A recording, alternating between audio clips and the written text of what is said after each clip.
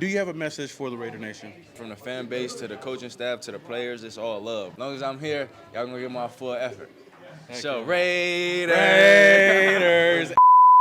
Yo, what is up, Raider Nation? It's your boy Simone Raider back at it again with yet another video. If this is the very first time you guys are coming across the channel and you love Raiders content, then hit that subscribe button, hit that notification icon button to notify you guys when I upload more videos just like this. So the offseason has been full of surprises for the most part, and many questions have been made over the cornerback room, especially after losing Nate Hobbs in free agency.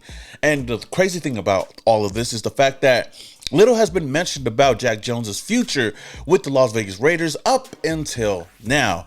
News broke yesterday, according to Vinny B, that the Raiders were working out a trade for Jack Jones. And if they weren't able to get a trade, Jones would be released on Monday. But I guess not long after that, more news broke out, according to Ian Rappaport, that the Raiders are officially releasing cornerback Jack Jones, sources say, after Las Vegas' attempt to trade him, an intriguing option for a cornerback needing team. Seems like the Raiders couldn't find a trade partner. Now, it is kind of surprising, though, that this quote-unquote cornerback needy team in the Raiders gave away a solid cornerback. Now, I'm not saying that, Jack Jones was the best cornerback that we had on this roster, but he did provide some depth to the cornerback room. Now, Jones's play started to decline last year, playing in only 16 out of the 17 games, totaling 69 tackles, 3 tackles for loss, 16 pass deflections, 3 interceptions, 1 touchdown, and giving up a league-leading 10 touchdowns. But now there's definitely some questions on whether or not Jack Jones fit this new regime or fit this culture that this new regime is trying to bring over here to Las Vegas. To me, it just doesn't make sense to re-sign Patrick Graham to be the defensive coordinator just to let all of his former key defensive players go elsewhere and not bring them back. On top of that, releasing Jack Jones as well. Now, I'm not going to complain. I do still have trust in this team. I am trusting the process, but damn, Moose. With that said, though, Jones has no guaranteed money on his current contract, which means his release or trade would free up all of $3.4 million on his deal for this season.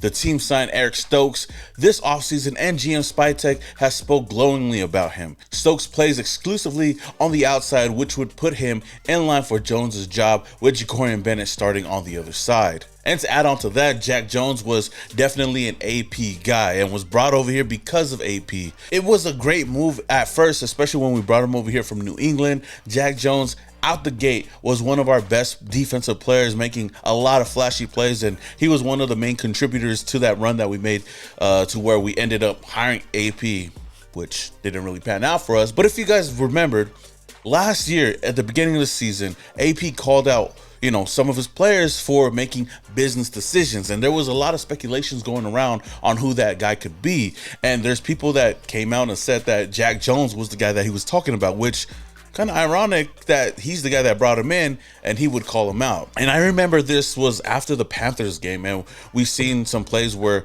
Jack Jones just gave up on plays, looked like he was just half-assing it out there on the defensive side of the ball and didn't give his full effort. Fast forward to now, we have no AP and we have no Jack Jones. So who knows if he was the guy that, AP was talking about there, and maybe that's one reason why this new regime doesn't want to move forward with him. They probably don't feel like he fits the culture that we're going to be building over here in Las Vegas. But again, who knows? Now, this move makes the cornerback position much more of a priority than it already has. And going into the NFL draft with the number 6 overall pick, we could possibly be looking at drafting Will Johnson out of Michigan, or maybe even Jahdae Barron out of Texas.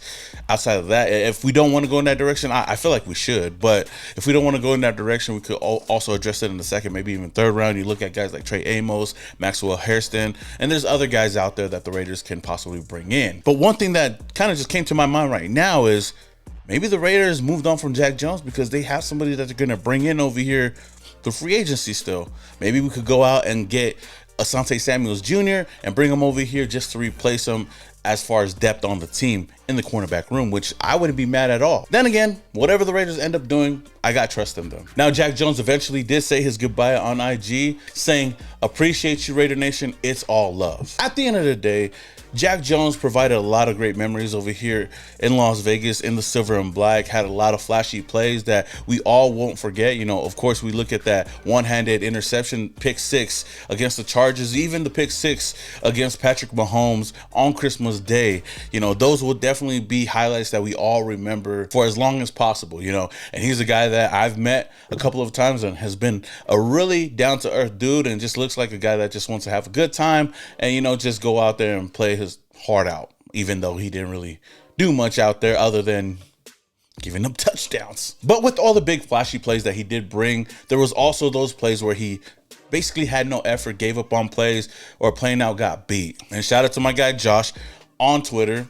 He kind of posted some stats, which I thought was really intriguing, so shout out to him. But he tweeted this: out of 78 cornerbacks that played 350 plus snaps, Jack Jones in 2024 was dead last, giving up 10 receiving touchdowns, 13th worst in yards with 679, 11th worst in yards after catch with 295, 9th worst in passer rating, 111.4, and 19th in missed tackles with 8. So with that, you know, with his decline in play last year, plus bringing in a new regime, I guess this move does make sense. I'm not going to act like he was the worst player ever, but he also wasn't the greatest. What do you guys think, Raider Nation? What's your thoughts on the Raiders releasing Jack Jones? Let me know your thoughts down in the comments below. And some other news though, according to Adam Schefter, Michigan defensive tackle Mason Graham is visiting the Browns on Monday, then the Raiders on Tuesday. Now, of course, the Raiders are going to be doing their due diligence at looking at all the top prospects that they could possibly pick at number 6. And for Graham, he's definitely one of the top prospects in this year's draft, the number 1 defensive tackle according to many big boards out there. And though the Raiders address the defensive line and free agency, this couldn't hurt to add more weapons, right? Now, I don't think that it's the top need right now for the Raiders, but imagine if the Raiders do like Graham enough to draft him and pair him up with Wilkins to play alongside of Butler, Max, Kuntz. The Raiders would have one of the most dominating defensive lines going into 2025. But that's only if he would be sitting there at number 6, because there's a lot of reports and mocks having the Jacksonville Jaguars swooping in and getting Mason Graham. But this is definitely something interesting to bring up, and I wanted to get your thoughts, especially after the Raiders kind of like let go and release Jack Jones. Cornerback is a need. So could the Raiders still get a defensive tackle? And what do you guys think about that? Should the Raiders draft Mason Graham if he's there at number 6?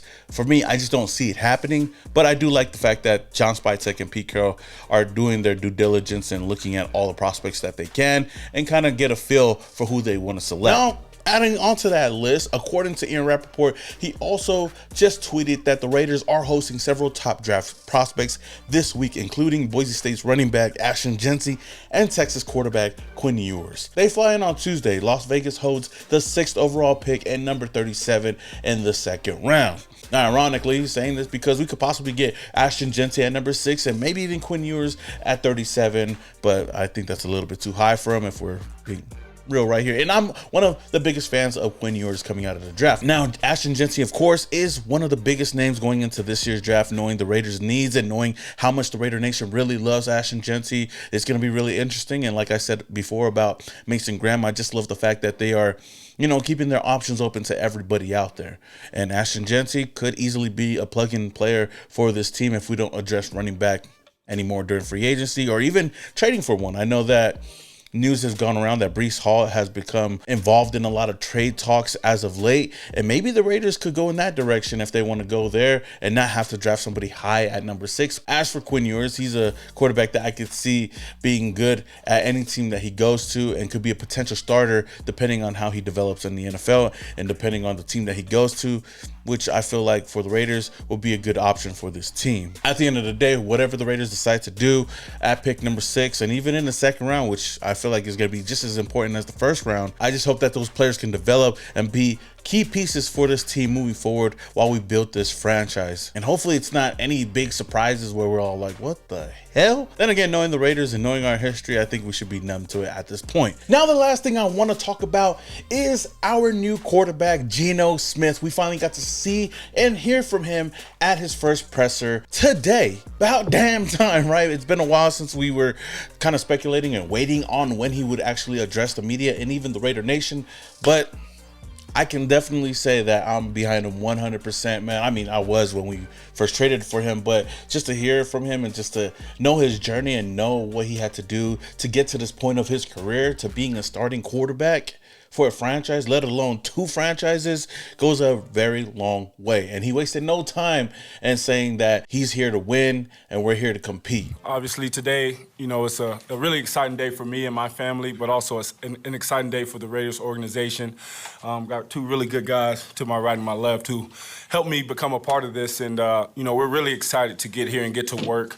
Really excited to get to know all my teammates, get to know all the fans, you know, really immerse myself into, you know, Las Vegas and be a part of this thing. I've always, you know, revered the Raiders from afar, you know, the silver and black, all the nostalgia when you think about just, you know, the NFL. The Raiders is a big part of that, and we're here to win. We're here to do this thing the right way. I want to lead the right way. I want to be a big part of, you know, the culture here and just doing the right things and really just leave my mark on my teammates, on the team, and the organization. Another thing is the fact that you also gotta love the relationship that he has with Pete Carroll. Of course, they go back to Seattle, and Pete Carroll has been a guy that's believed in Geno Smith, and Geno Smith addressed and spoke highly about Pete Carroll, which makes me even more excited about this pairing here in Las Vegas. That's a great way to put it. I think there is unfinished business, and I think, you know, when people think about my story, you know, Coach Carroll was a big part of that. You know, he gave me an opportunity when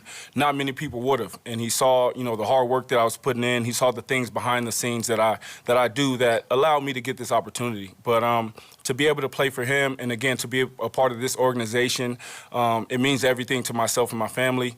Yeah, I was just telling him, man, I'll run through a wall for him. And he knows that. And I'll do the same for my teammates and for this organization. And so I just want that to be, you know, kind of who I am. And I want that to be the statement of who I am as the quarterback of this team. One thing's for sure, though, man, it seems like these guys have some unfinished business, and I'm just excited to see what they can do here for their very first season here in 2025. I know a lot of people can criticize the Geno Smith move or whatnot, and I know that I've been really optimistic with a lot of the people that we brought in. I was the same way with Gardner Minshew last year. I was the same way with Jimmy G the year prior.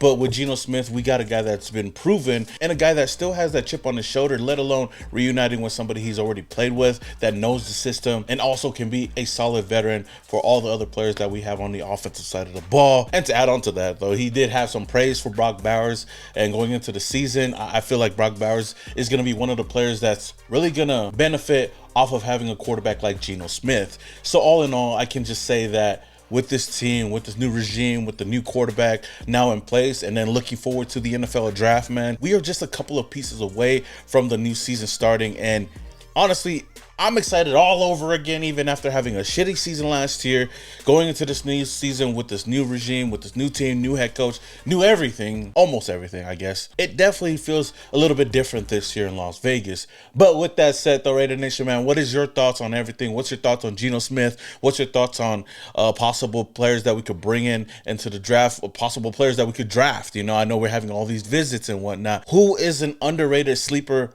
pick that you would have in this year's draft? What player are you guys excited about going into this year's draft? Let me know down in the comments below. Until the next video, this is your boy Simone Raider and your boys. Yeah.